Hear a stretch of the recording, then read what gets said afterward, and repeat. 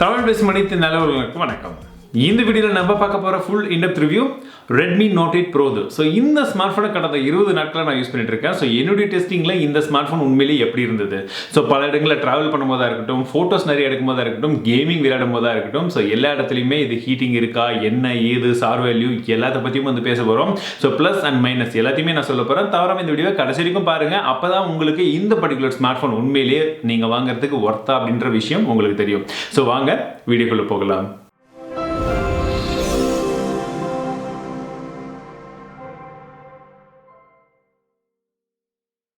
முதல்ல இந்த ஸ்மார்ட் ஃபோனுடைய டிசைனை பார்த்துடலாம். ஸோ டிசைனை பொறுத்த வரைக்கும் இதில் ஒரு ஆரோ டிசைன் வந்து கொடுத்துருக்காங்க. ஸோ பின்பக்கம் வந்து கிளாஸ் தான் இருக்குது. ஸோ உங்களுக்கு பார்க்கும்போது தெரியும் ஒரு மாதிரியான ஒரு ஆரோ க்ளோவுடைய டிசைனாக இருக்குது. இது ஒயிட் கலர்ன்றதுனால உங்களுக்கு அப்படி தெரியும்.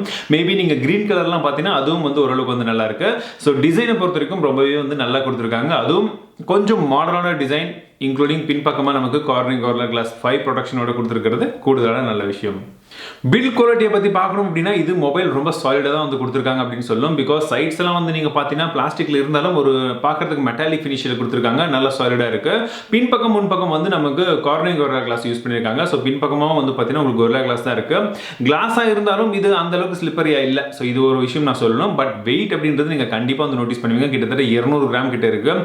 ஸோ நீங்கள் கையில் யூஸ் பண்ணும்பொழுது சிங்கிள் ஹேண்ட் யூசேஜ் அப்பெல்லாம் உங்களுக்கு அந்த வெயிட் அப்படின்றது கண்டிப்பாக வந்து தெரியும்.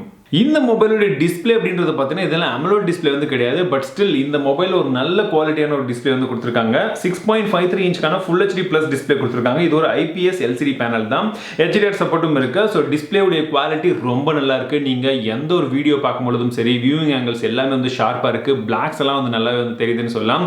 AMOLED இல்லாட்டியும் இதெல்லாம் வந்து ஓரளவுக்கு வந்து நல்லா கொடுத்துருக்கிறது ஒரு கூடுதலான ஒரு சிறப்பம்சம். பட் இதில் உங்களுக்கு இன் டிஸ்பிளே ஃபிங்கர்பிரிண்ட் சென்சர் கிடையாது. நல்லா தெரிஞ்சுக்கோங்க, பின்பக்கம் தான் இருக்கு.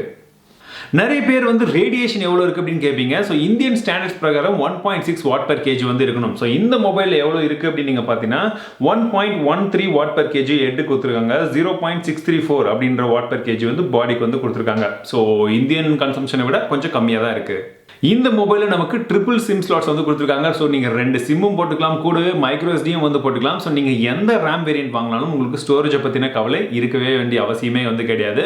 அது மட்டும் கிடையாது, நான் இந்த மொபைல் யூஸ் பண்ணும்போது கால் குவாலிட்டியாக இருக்கட்டும், அதே போல் நீங்கள் வீடியோ கால் எல்லாமே வந்து க்ளீனாக வந்து சப்போர்ட் பண்ணது, எந்த ஒரு இஷ்யூமே வந்து கிடையாது. ட்ராவல் அப்போ நான் பேசுகிறப்பையும் எந்த ஒரு ப்ராப்ளமும் கிடையாது. ஓல்டிலையும் சரி, நார்மல் கால்ஸ்லையும் சரி, ரொம்பவே வந்து க்ளீனாக ஷார்ப்பாக வந்துருக்கு. நெட்வொர்க் ரிசப்ஷனும் நல்லா வந்திருக்கு.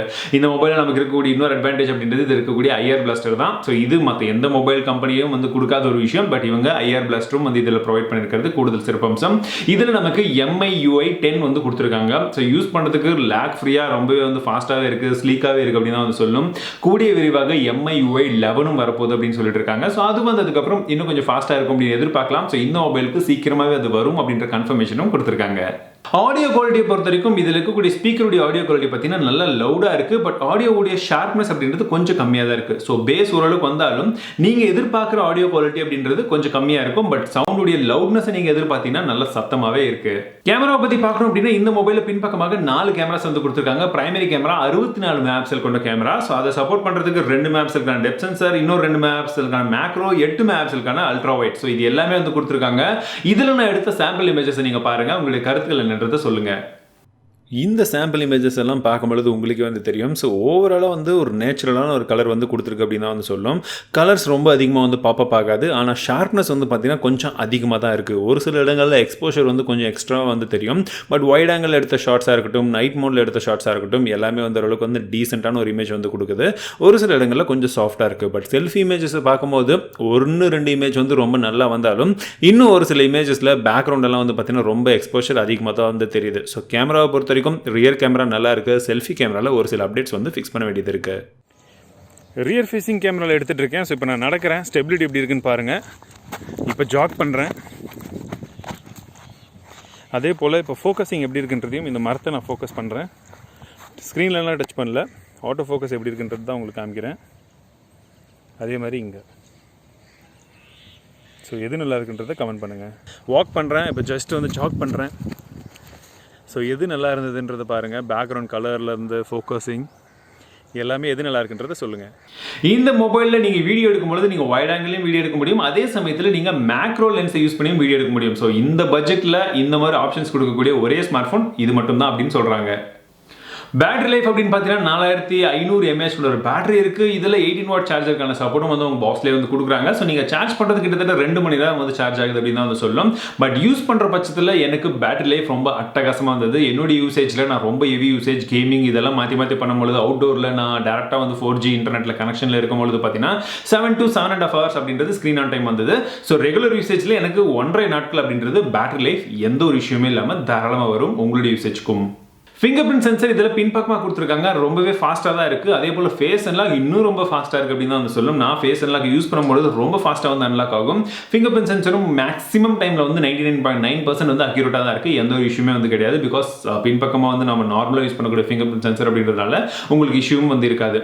அதே போல் இந்த மொபைல் யூஸ் பண்ணக்கூடிய சிப்செட் அப்படின்னு நீங்கள் பார்த்தீங்கன்னா MediaTek கூடிய Helio G90T அப்படின்ற ஒரு கேமிங் சிப்செட் யூஸ் பண்ணியிருக்காங்க. ஸோ இந்த கேமிங் சிப்செட்டில் உங்களுக்கு வரக்கூடிய RAM combination 6GB RAM 64GB ஸ்டோரேஜாக இருக்கட்டும், இதுக்கு ஹையர் வேரியண்டாக இருக்கட்டும், நீங்கள் பேஸ் வேரியண்ட்லேருந்து எது வாங்கினாலுமே உங்களுக்கு ரேம் மேனேஜ்மெண்ட்டை பொறுத்த வரைக்கும் ஆப்ஸை டூகுள் பண்ணுறதுல எந்த ஒரு இஷ்யூமே வந்து கிடையாது. நீங்கள் யூஸ் பண்ணுறது எந்த அளவுக்கு ஆப்ஸை லோட் பண்ணி மெமரியில் வச்சு யூஸ் பண்ணாலும் உங்களுக்கு ரொம்பவே வந்து கன்வீனியன்ட்டாக வந்து போகுது. ஸோ அதில் எந்த ஒரு இஷ்யூமே கிடையாது. ஸோ இந்த ப்ராசஸருடைய பர்ஃபார்மன்ஸ் அப்படி நீங்கள் பார்த்தீங்கன்னா அதுவும் குறிப்பாக கேம் விளையாடும் போது நான் கேமிங்கே ஒரு தனியாக ஒரு வீடியோ போட்டிருக்கேன். நீங்கள் பார்க்குறது வந்து அதையும் வந்து பார்த்துக்கலாம். சிம்பிளாக சொல்லும் அப்படின்னா இதில் நீங்கள் எந்த கேம் விளையாடினாலும் மேக்ஸிமம் வந்து பார்த்தீங்கன்னா நான் PUBG விளையாடிட்டேன். அதே போல் வந்து பார்த்தீங்கன்னா கால் ஆஃப் டியூட்டி அதுவும் வந்து விளையாடிட்டேன். எல்லாமே ஹெவி கிராஃபிக்ஸ் செட்டிங்ஸில் விளையாடிருக்கேன். ஆஸ்பால்ட் 9 உட்பட ஸோ எல்லாத்தையுமே விளையாடிருக்கேன்.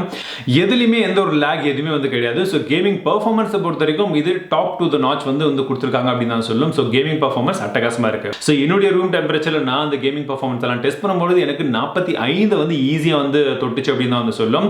இது நீங்கள் கண்டிப்பாக வந்து இந்த பின்பக்கமாகவும் இந்த இடத்துலையும் வந்து கண்டிப்பாக நீங்கள் நோட்டீஸ் பண்ணுவீங்க. நீங்கள் கண்டிப்பாக அதை நோட்டீஸ் பண்ணுவீங்க. பட் அப்படி இருந்தாலுமே இதில் லிக்விட் கூலிங் டெக்னாலஜி இருக்கிறதுனால உங்களுக்கு உங்களுடைய கேமிங் பர்ஃபார்மன்ஸ் வந்து ரொம்ப கம்மியாகிறது மற்றும் வந்து ஹேங் ஆகுறது அந்த மாதிரி எந்த ஒரு இஷ்யூமே வந்து கிடையாது. ஸோ அந்த லிக்விட் கூலிங் டெக்னாலஜி அதை வந்து கண்ட்ரோல் பண்ணுது. பட் இன்னும் கொஞ்சம் அதை ஃபிக்ஸ் பண்ணாங்கன்னா ஹீட்டிங்கும் வந்து ஒரு 45 போகாமல் ஒரு 42 43 கிட்ட வர வச்சாங்கன்னா இன்னும் கொஞ்சம் பெட்டராக இருக்கும். பட் கேமிங் பர்ஃபார்மன்ஸை பொறுத்த வரைக்கும் ரொம்பவே வந்து நல்லா இருக்கு. ஸோ இப்போ நான் சொன்னதுலேயே மேக்ஸிமம் ப்ளஸஸ் எல்லாம் என்னென்னது உங்களுக்கு தெரிஞ்சிருக்கும். ஸோ இப்போ மைனஸ் மட்டும் என்னென்னது மெயினாக வந்து சொல்கிறேன். ஸோ இந்த மொபைலில் நீங்கள் பார்த்தீங்கன்னா உங்களுக்கு இன்டிஸ்பிளே ஃபிங்கர் சென்சர் கிடையாது. ஸோ இன்னைக்கு தேதியில் ஒருவேளை நீங்கள் இன்டிஸ்பிளே ஃபிங்கர் சென்சர் வேணும் அப்படின்னீங்கன்னா அது இதில் கிடையாது. தெரிஞ்சுக்கோங்க. இது மைனஸ் கிடையாது. பட் தெரிஞ்சுக்க வேண்டிய ஒரு விஷயம். பட் மைனஸ் எங்கன்னா உங்களுக்கு கொடுத்துருக்கக்கூடிய இந்த பின்பக்கமாக இருக்கக்கூடிய ஃபிங்கர் சென்சர் பார்த்தீங்கன்னா நமக்கு பேக் கூட வந்து மெர்ஜ் பண்ணாமல் அந்த கேமராவுடைய பம்பில் வந்து கொடுத்துருக்காங்க. ஸோ அதை நீங்கள் யூஸ் பண்ண தான் வந்து பழகும். பட் அப்படி பழகினாலும் கொஞ்சம் வந்து ஆக்வர்டாக தான் இருக்குது அப்படின்னு தான் சொல்லும். பிகாஸ் ஃபிங்கர் பிரிண்ட் ரொம்ப சின்னதாக இருக்குது. ஒன்று. ரெண்டாவது விஷயம் அது அந்த மேட்டில் இருக்கிறதுனால நீங்கள் ஒவ்வொரு டைமும் வைக்கும்போது உங்கள் விரலுக்கு கொஞ்சம் வந்து ஏதோ ஒரு மாதிரி வந்து ஒரு ஃபீல் இருக்கும். ஸோ அதை நீங்கள் வந்து கண்டிப்பாக நோட்டீஸ் பண்ணணும். அதே போல் மொபைலில் நீங்கள் இப்படி கேஸ் எல்லாம் வந்து போடாமல் வச்சிங்கன்னா கண்டிப்பாக இந்த லென்ஸ் மேலே இருக்கக்கூடிய இந்த கிளாஸ் வந்து டேமேஜ் ஆகிறதுக்கான சான்சஸ் ரொம்பவே அதிகமாக இருக்குது. கொஞ்சம் வாபிள் ஆகிறதுக்கான சான்ஸும் இருக்குது. அடுத்த கான் அப்படின்றது இது கான் அப்படின்னு சொல்ல மாட்டேன். பட் இது கண்டிப்பாக நீங்கள் தெரிஞ்சுக்கிட்டே ஆகணும். ஒருவேளை நீங்கள் இந்த மொபைலில் இப்போ நான் சொன்ன மற்ற விஷயங்கள் எல்லாத்தையுமே வந்து பார்த்து வாங்குறதா இருந்தீங்கன்னா பிரச்சனை கிடையாது. பட் கேமிங்காக நான் டெடிகேட்டடாக வாங்குறேன் அப்படின்ற பட்சத்தில் நீங்கள் கண்டிப்பாக ஒரு விஷயத்தை நோட்டீஸ் பண்ணணும். ரொம்ப அதிகமாக ஐஎஸ் கிராஃபிக்ஸ் செட்டிங்ஸில் வச்சு டேரக்ட் சன்லைட்டில் நான் ஏற்கனவே சொன்னது போல் நீங்கள் விளையாடினீங்கன்னா கண்டிப்பாக உங்களுக்கு ரொம்பவே வந்து மொபைல் சூடாகிறது நீங்கள் கண்டிப்பாக வந்து நோட்டீஸ் பண்ணுவீங்க. ஸோ அப்படி இல்லாமல் நீங்கள் கொஞ்சம் நார்மலான டெம்பரேச்சரில் இருக்கக்கூடிய இடங்களெல்லாம் வச்சு விளையாடும் பொழுது உங்களுக்கு எந்த ஒரு இஷ்யூமே வந்து கிடையாது. ஸோ அதையும் வந்து நீங்கள் கவனிக்கணும். ஸோ இன்னும் நிறைய பேருக்கு இருக்கக்கூடிய சந்தேகம் என்னன்னா இந்த மொபைலில் NFC இருக்கான்னு கேட்டிங்கன்னா கண்டிப்பாக இதில் NFC கிடையாது. But white pant L1 support வந்து கொடுத்துருக்காங்க. அதே சமயத்தில் இந்த மொபைலில் ஆட்ஸ் வருதான்னு கேட்குறவங்களுக்கு கண்டிப்பாக ஆட்ஸ் வருது. பட் முன்ன இருந்த அளவுக்கு நிறைய ஆட்ஸ் எல்லாம் வந்து வரல. அங்கங்கே ஒன்று தென்படுது. மேபி MIUI 11ல் அது எடுக்கிறாங்களான்னு பார்க்கலாம். ஒருவேளை நீங்கள் இந்த ஸ்மார்ட் ஃபோன் வாங்குறதா இருந்தீங்கன்னா இந்த மொபைலில் என்னென்ன விஷயங்கள் எப்படியெல்லாம் இருக்குது அப்படின்ற ஒரு ஐடியா வந்து கண்டிப்பாக இந்த ரிவ்யூ வந்து உங்களுக்கு கொடுத்துருக்கோம் அப்படின்னு நினைக்கிறேன். ஸோ அதுக்கு தான் இந்த ரிவ்யூ அப்படின்றது கொஞ்சம் டிலே பண்ணேன். ஸோ இந்த ரிவ்யூ உங்களுக்கு பிடிச்சிருக்கு இல்லை இந்த ரிவ்யூவில் உங்களுக்கு வேறு எதுவும் சந்தேகங்கள் இருக்குது, இந்த மொபைலை பற்றின கொஸ்டின்ஸ் ஏதாச்சும் இருக்குது அப்படின்னா நீங்கள் தாராளமாக கீழே கமெண்ட்ஸில் சொல்லலாம். முடிஞ்ச வரைக்கும் எல்லா கமெண்ட்ஸ்க்கும் நான் ரிப்ளை பண்ண ட்ரை பண்ணுறேன். அதே போல் வீடியோ பிடித்திருந்தால் மறக்காம ஒரு லைக் பண்ணுங்கள், உங்கள் நண்பர்களுக்குள்ள ஷேர் பண்ணுங்கள். மீண்டும் உங்களை அடுத்த வீடியோவில் சந்திக்கிறேன். வாழ்க தமிழ், வாழ்க டெக்னாலஜி. அனைத்து நல்லவர்களுக்கும் தமிழ் பேசும் அனைத்து நல்லவர்களுக்கும் வணக்கம். தமிழ் பேசும் அனைத்து நல்லவர்களுக்கும் வணக்கம். வாய்ஸில் வரக்கூடிய ஃபர்ஸ்ட் ஸ்மார்ட் ஃபோன் வாங்கணும் அப்படின்னு முடிவு பண்ணிங்கன்னா அதில் கலர் ஓரளவுக்கு வந்து பார்க்கறதுக்கு நல்லா இருக்குது. பட் இதில் க்ரீன்